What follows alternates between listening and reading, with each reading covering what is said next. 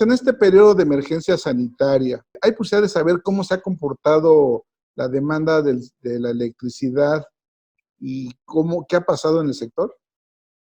Sí, claro, pues digo, todos estamos viviendo ahorita una situación sin precedente, muy desafortunada. Y en el lado eléctrico, claro, ha impactado el consumo, la demanda de electricidad ha bajado en México por la alerta sanitaria, indudablemente. Y esto es por el consumo disminuido del industrial y el comercial.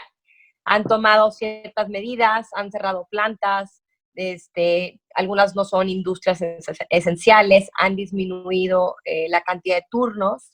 Entonces, por la contingencia han cambiado el perfil de consumo y este descenso de la demanda ha sido parcialmente compensado por el aumento en el consumo residencial, debido a que la gente está en su casa, está prendiendo luces, está prendiendo estufas, pero probablemente no sea suficiente para amortiguar esa baja del consumo industrial, porque hay que recordar que las empresas industriales son aunque en porcentaje de número de centros de carga son pocos en comparación a todos los clientes de CFE, que incluyen los domésticos también, son quienes representan la mayor parte de los ingresos de CFE. Entonces, definitivamente ha habido una disminución muy grande en el consumo del sector industrial. Ok. ¿Y esto tiene un impacto en las empresas? ¿Cómo se ha trasladado hacia las empresas que ofrecen el servicio? Pues mira, yo creo que aquí hay dos vertientes. Las empresas que están con CFE, ¿no? Que disminuyen el consumo, pagan menos, sin embargo, tienen que empezar a realizar análisis sobre su estrategia futuro para reducir esos costos, porque es sin duda uno de los costos principales que tienen la industria manufacturera, los industriales, los comerciales, va a ser una estrategia de la supervivencia por lo que estamos pasando, ¿no? Y de la crisis que vendrá económica después de ese periodo que estamos viviendo. Y la otra parte es a las empresas que tienen contratos con privados, sí está afectando indudablemente porque tienen cierto compromiso de compra, ciertos productos, cierta estructura, ciertos mecanismos comerciales que tienen que respetar y obviamente a nadie le gusta pagar por un consumo que no está utilizando. Y estas empresas pueden pagar millones de dólares al mes en electricidad y pues no es algo bueno económicamente considerar estos aspectos. Entonces, lo que pudieran hacer ellos es analizar el contrato en el que tienen en curso y ver qué opciones hay dentro del contrato. Ahorita estamos viendo temas de causa de fuerza mayor, pero indudablemente no nada más entra la parte legal, entra la parte de análisis económico y de ver cómo va a ser su estrategia no solamente a corto e inmediato plazo, sino a mediano plazo, a largo plazo, dentro de ese plazo de contrato, cómo va a ir cambiando esa proyección de consumo, porque indudablemente nos va a pegar de distintas maneras este COVID-19.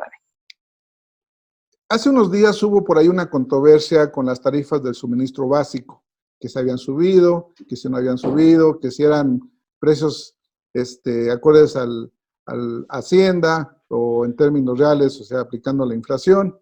No sé si podemos hacer un balance un poco de las tarifas en general, suministro básico y algunos otros sectores, incluso ver cómo se han comportado y quizás hacer por ahí un poco un comparativo, no sé si entre ellas mismas o quizás tener como referencia el mercado de Estados Unidos, por ejemplo, que es nuestro vecino.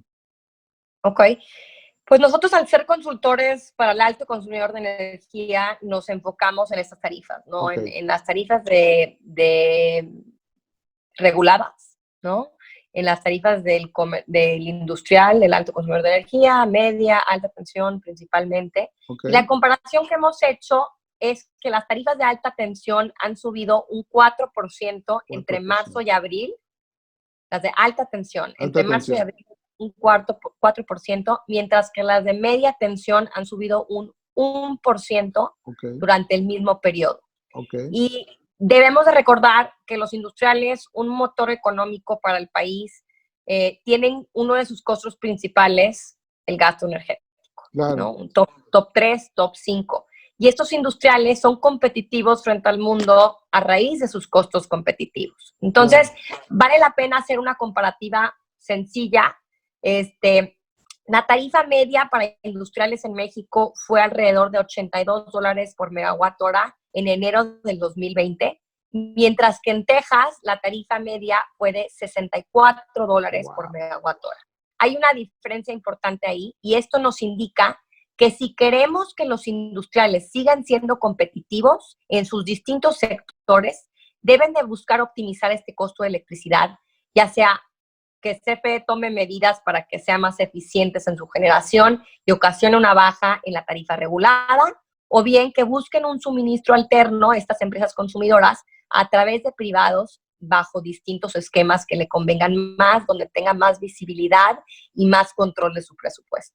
Especialmente en estos momentos en los que vamos a entrar tan difíciles. ¿Qué es una diferencia, qué, 20-25% aproximadamente? Sí, bastante grande. Oye, sí, no, pues es un boquete ahí. Oye, y esa diferencia, digamos, si nos fuéramos un poquito hacia atrás, ¿se ha ampliado, se ha mantenido? ¿O cómo esa diferencia de precios que me estás diciendo, digamos, si lo pudiéramos decir un poquito antes de la reforma y después de la reforma, ¿se ha mantenido? ¿Está igual? ¿Qué ha pasado? Mira, voy a voltear un poquito la pregunta hacia cómo hemos visto esa evolución de la oportunidad en México con las diferencias de precios. Okay. Es decir, el consumidor, ¿qué oportunidades ha tenido en cuestión de esa diferencia de precios y cómo se ha vuelto o no vuelto más competitivos y cómo impacta esa evolución de la tarifa? Okay. ¿No? Entonces, yo creo que ahí la oferta y la demanda han jugado un rol tremendo en los ahorros ofrecidos por el mercado. Cuando a principios del 2019, finales del 2018, lográbamos alrededor de un 40% de ahorros entre el privado en comparación a la tarifa regulada de CFE. 40% de ahorros. Okay. Ahorita en el mercado estamos viendo ahorros entre el 10 y el 25%, que aún es algo muy interesante y crucial considerar ahora que la llegada de la pandemia ha ocasionado un impacto duro en la economía y en las empresas, ¿no? Entonces, yo creo que ese foco es lo más importante.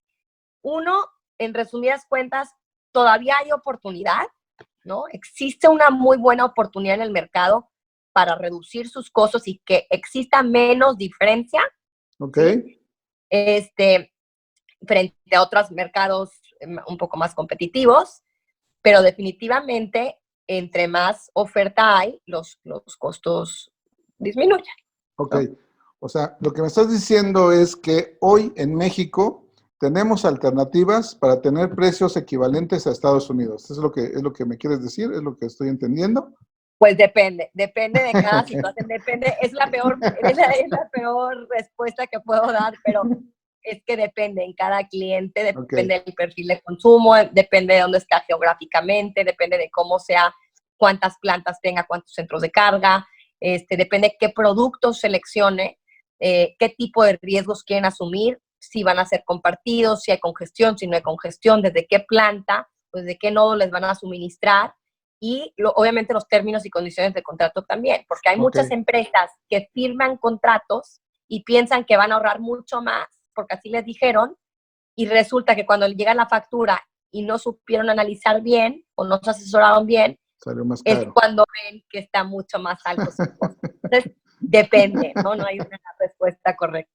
Bueno, pero sí existe esa posibilidad realmente. O sea, sí existe. Como dices tú, ahora sí que dependiendo de las condiciones. Si trazáramos el mercado mexicano, norte, sur, este, oeste, o como lo quieras ver, ¿en dónde hay las mejores oportunidades para tener los mejores precios? ¿Podemos ubicar zonas? Tampoco. Otra vez depende, ¿no? Pues donde hay acceso a gas natural, sin duda es, por ejemplo, Monterrey. Les doy un ejemplo. Monterrey es una zona atractiva. Hay buenos costos. ¿Por qué? Porque también hay gas natural barato que aprovechamos de Estados Unidos. Hay plantas de generación. Podemos aprovechar un poco las eólicas también de Tamaulipas.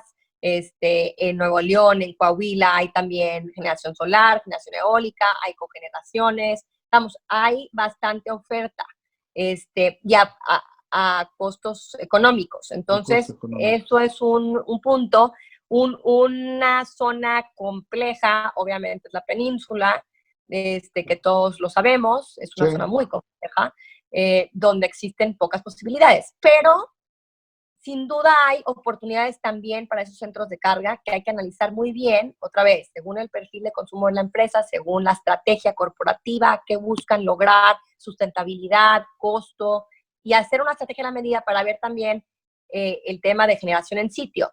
Claro. Porque la parte de la confiabilidad también juega un rol muy importante en qué estrategia ejecutar, ¿no? Claro. Y también ofrece ahorros si lo hacen correctamente. Bueno, pues ahí está la oportunidad.